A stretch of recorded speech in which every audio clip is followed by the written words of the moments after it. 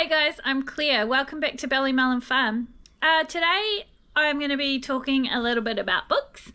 And this video is a collab with Roots and Refuge Farm. It's pretty much come from the idea that as gardeners and homesteaders and from scratch cookers that we need to have reliable sources of information so that we are able to share them with others and have that information for ourselves on hand as we learn and grow in gardening and homesteading and things like that. So if you're interested in having a wider range of resources or getting some good book recommendations, then hop on over to Roots and Refuge Farm on YouTube, and there is going to be a playlist for books that everybody across the world has recommended in the gardening and homesteading. I am really going to focus on books that have been helpful for me here in New Zealand. There are a ton of books that are written for Northern Hemisphere gardeners, and they can be a little confusing because, you know, there's different growing climates, it's different growing conditions. One thing I find really difficult is the months. So, you know, like plant things in June or plant things in December, and it's going to be different for us here when we're having our summer in December compared to a northern grower who is going to be having their winter in December. You know, and same with like garden tasks or jobs to do in those months. You know, most of the books that I'm going to be sharing today are from New Zealand authors, and a few other ones that I think may be helpful for people growing gardens in New Zealand and people homesteading in New Zealand. So if you know me or you follow me on Instagram or whatever, you have probably heard me say before that I'm not a big reader. So reading is not my favorite way to obtain information. I'm very hands-on and I'm a very visual learner. So a lot of the information that I've learnt that's helped me is by getting out into the garden and doing it myself, or else watching YouTube videos and things like that.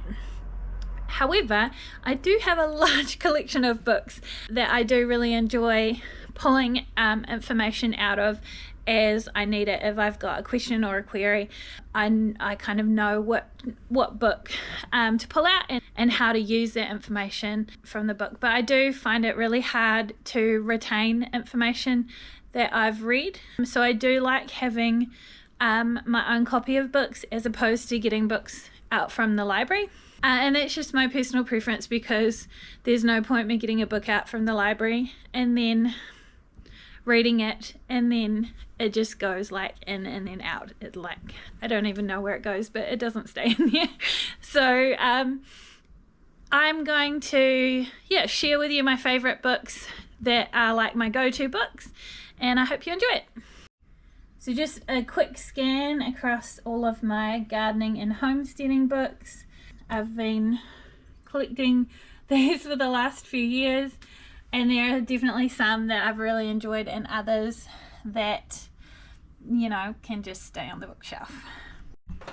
Alright, let's get into it. So the first books that I have here are kind of all along the same lines. So the Tui New Zealand Vegetable Garden book is my go-to book. So if you're thinking about starting gardening, and you know, when I started I had no idea, this would be the first one that I would go for.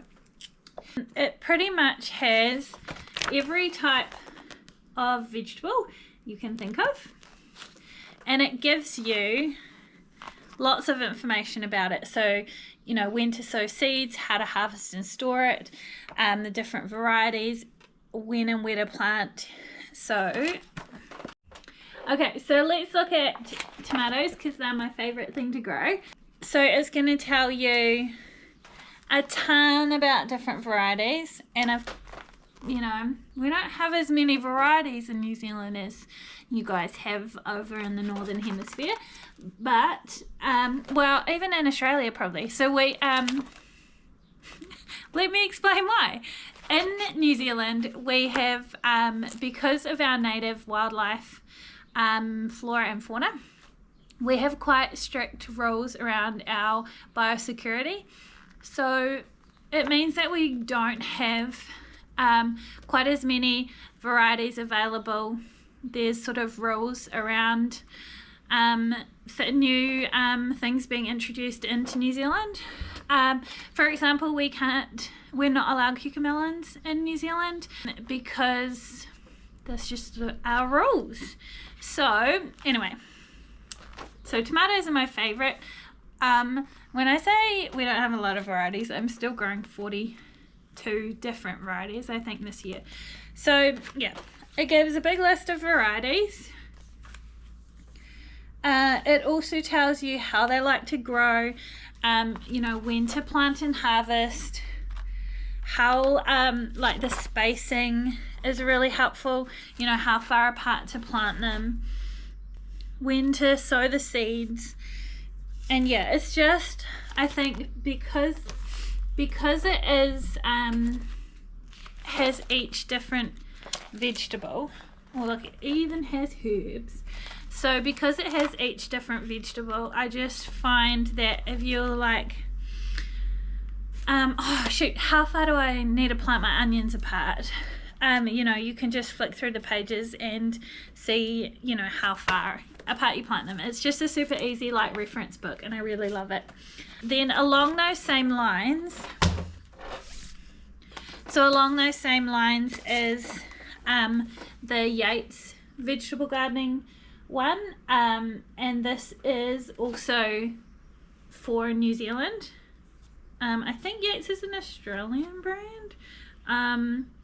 So if you're in Australia, I don't know, you may have your very own copy, but this is the same thing. So it has each different type of vegetable, and it tells you how it likes to grow, how to harvest it, different varieties, and same information like how far apart to plant things, what growing conditions they like. So yeah, two awesome reference books.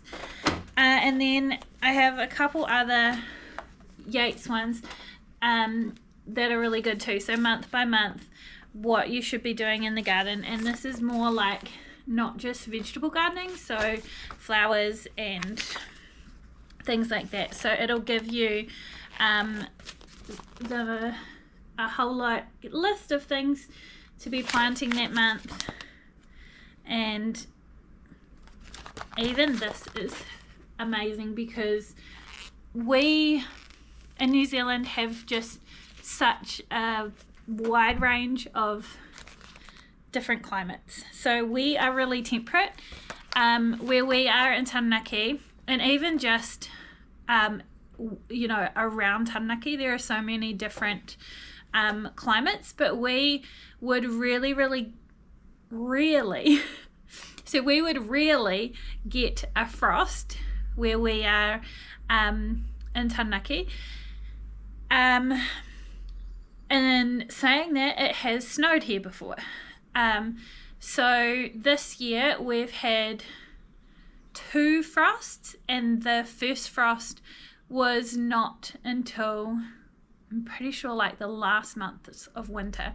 So it just kind of depends. Obviously everywhere is different, but for us, we don't have really low lows, and we also don't have really high highs, so we would be lucky here if we got a 28 degree Celsius day.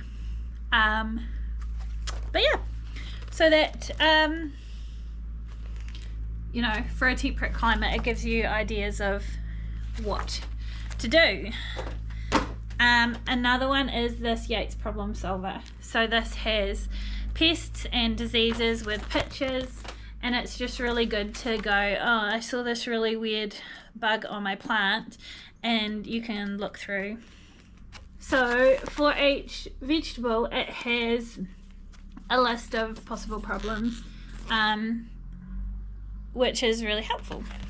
My next 2 books are by the same author, Kath Irvine. So this is one of my favorite little tiny books, and it is all about pruning fruit trees with pictures, which is great for visual learners. So how to prune fruit trees, when to prune, just a really awesome one. Or how to espalier plants with pictures. So yeah, really great. And she also has the edible backyard, which is one that I've really loved reading. So starts with garden design, and then has like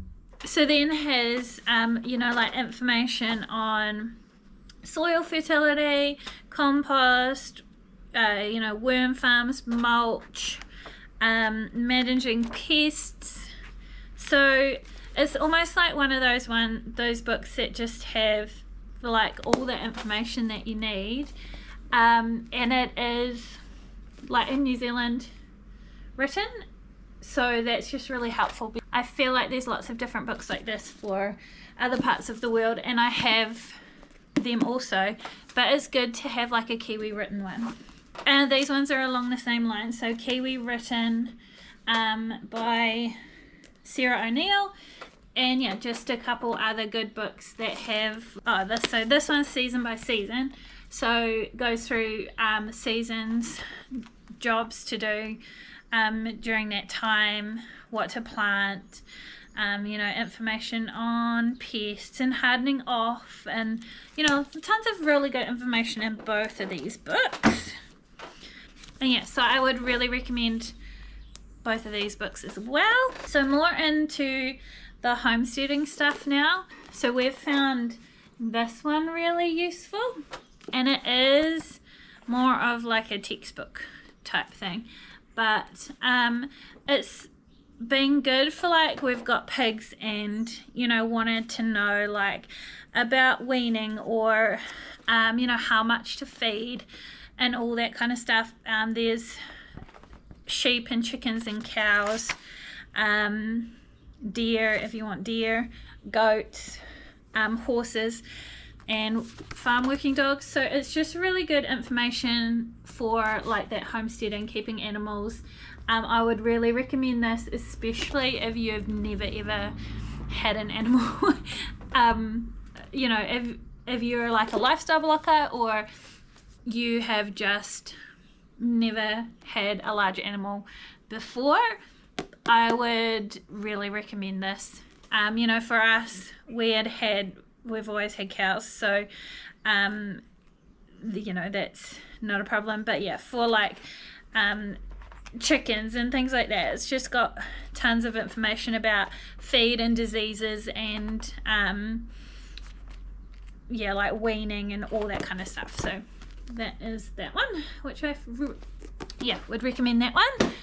Right, next into homesteading. So this is not a New Zealand one, but it is one of the very first books I got, and I think I actually did read this one cover to cover because I just started out with our little garden in our section, and I was dreaming about all of the homestead things. So we wanted pigs, and we wanted the chickens, and we wanted all the animals and things like that, and we really wanted to do it sustainably.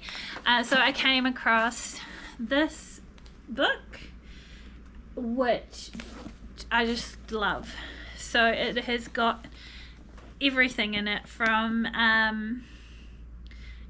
what does self-sufficiency mean to oh my goodness, do you know what? So from nothing, so I went from knowing nothing and I read this book, and this is literally how I started my vegetable garden, which is insane. Oh, I'm trying to find the picture.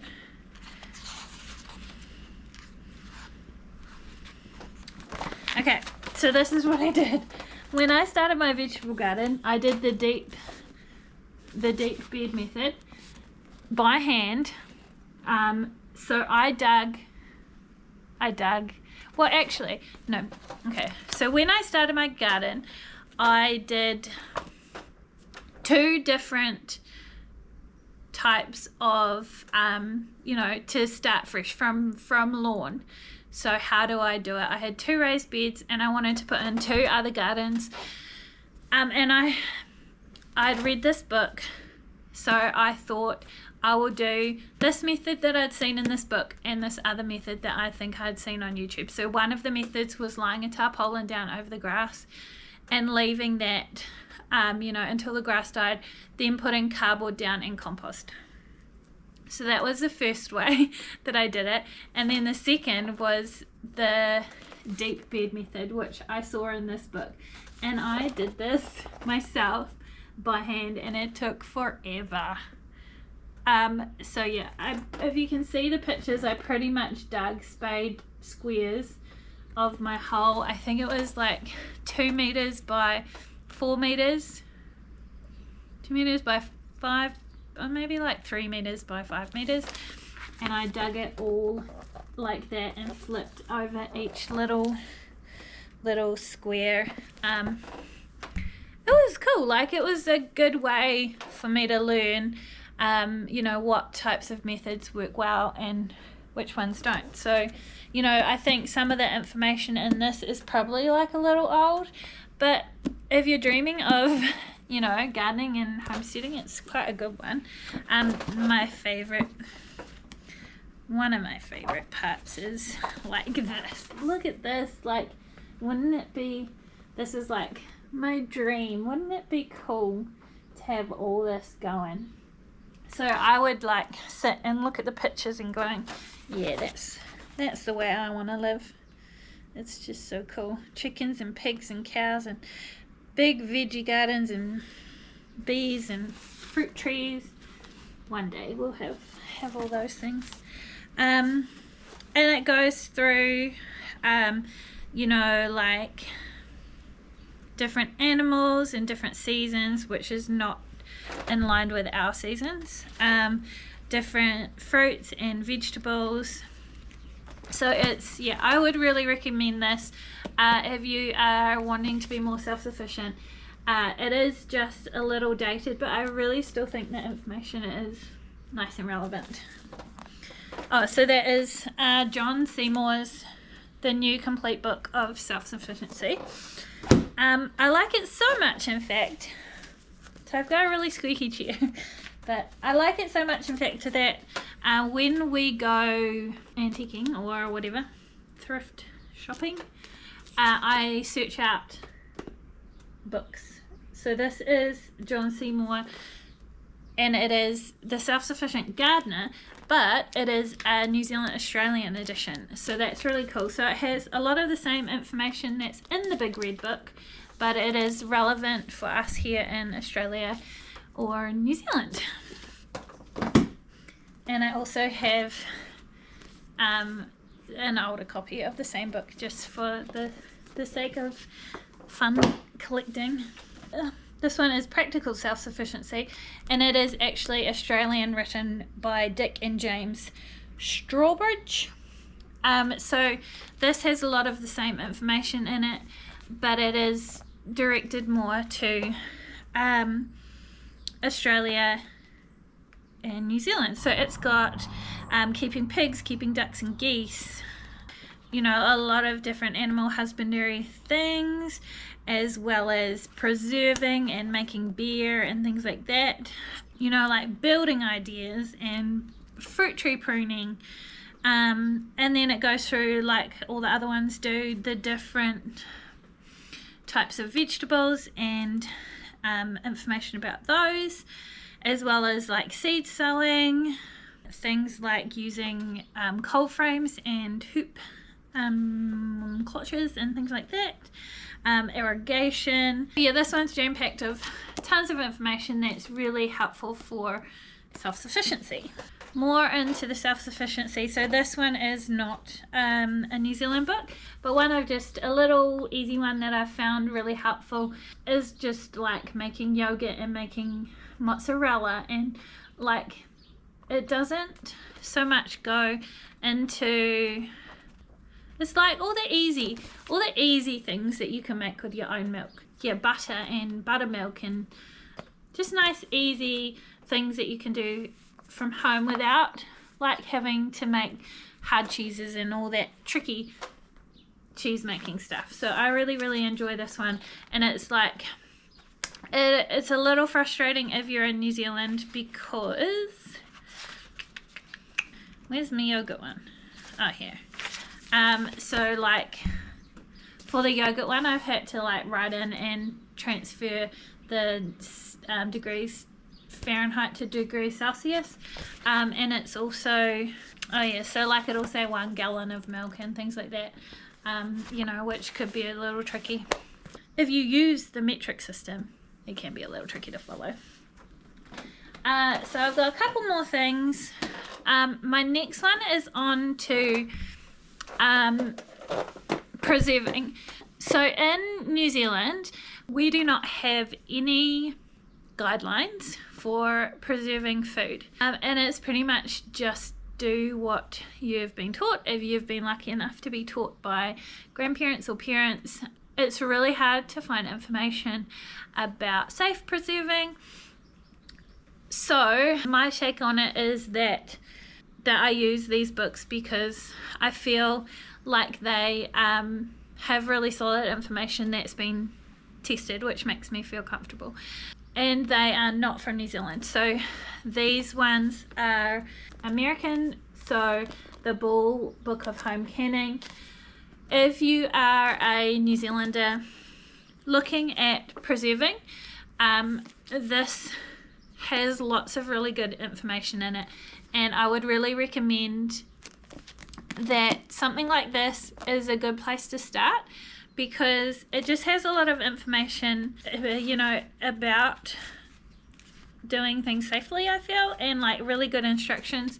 So with the reassurance that you know that all the recipes in here have been tested and are safe, especially I feel like if you're just learning, because I went from like I used to eat peaches that my gran preserved, but I didn't see her make them. I have zero information on how to even start, so I found books like these really helpful. There is also an online resource that is from the, okay, I found it.